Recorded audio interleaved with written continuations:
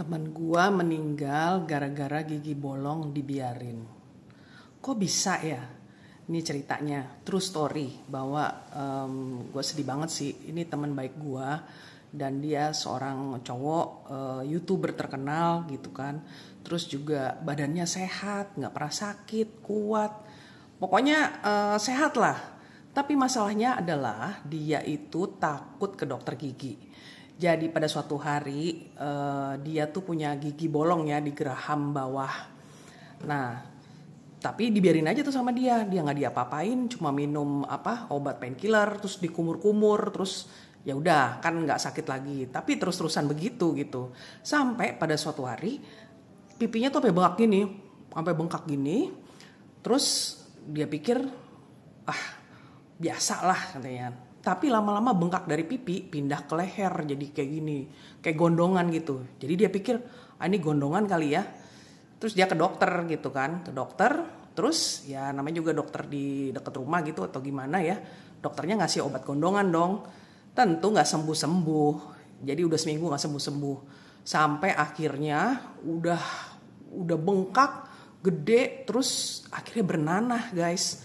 Terus dia akhirnya udah nggak kuat. Ya udahlah, dia akhirnya ke UGD ya. Ke UGD di rumah sakit Karolus gitu. Begitu di sana dilihat kan, wah kamu mah udah parah banget, udah mendingan kamu langsung ke RSCM aja. Pergilah dia ke RSCM kan, pergi ke RSCM, terus dia masih sempet tuh ngisi-ngisi BPJS dan sebagainya.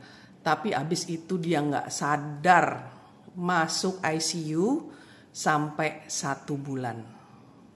Jadi tuh kalau gua sama teman-teman gua mau nengokin juga nggak ketemu karena dia masuk ICU ya, kita kan nggak bisa nengokin ya.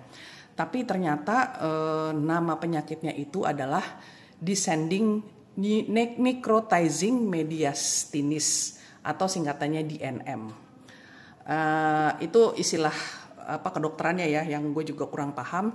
Tapi sepengetahuan gue gini ceritanya. Kan itu kan udah bengkak ya, infeksi gitu. Nah dari infeksi itu bakteri kan jadi bernanah ya. Nah dia itu bakterinya itu menggerogoti semuanya ini daging-dagingnya sampai ke dada. Nah apa yang dilakukan oleh dokter adalah jadi dagingnya itu kan jadi busuk ya karena bakteri. Jadi dia harus diambilin gitu, diambilin sampai sininya tuh jadi kopong bolong gitu, bisa kelihatan dalamnya. Sampai dari leher sampai ke dada gitu. Nah, itu terus jadi ya cepet-cepetan tuh antara obat antibiotik sama si pembusukan di dagingnya itu ya. Kasian banget sih, dia juga kadang-kadang kalau dia memang sengaja sama dokter dibikin nggak sadar gitu karena katanya sakit banget. Terus kita semua juga udah donor darah ya. Donor darah itu sistemnya kan pinjam di PMI, jadi siapa aja bisa donor darah. Karena dia udah nggak sadar, terus dia pakai oksigen, terus dia makan juga pakai sonde, ya namanya juga nggak sadar ya. Terus begitu, dan ya memang makin parah sih, dokter mau gimana gitu kan, karena ya begitu dagingnya infeksi, namanya juga infeksi ya, dari gara-gara gigi geraham bolong gini infeksi, terus jadi sampai dadanya sampai bolong gitu, terus lama-lama ya udah tekanan darahnya tuh sampai 59/20 dan pada hari ke-28 di ICU akhirnya temen gue meninggal. Aduh, gue jadi sedih banget sih.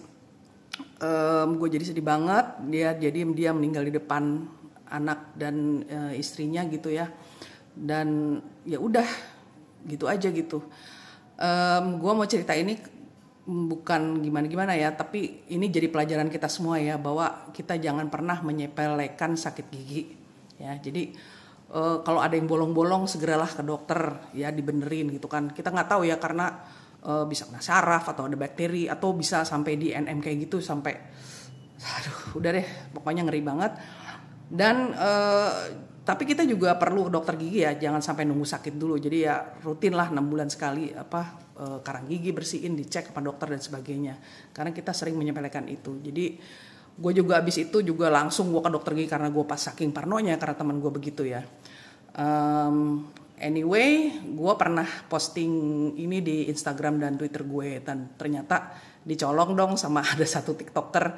Jadi gue lebih baik cerita langsung ya, karena itu adalah teman baik gue yang meninggal gara-gara gigi bolong. Jadi semoga kita semua tetap sehat ya, dan jangan lupa cek ke dokter gigi.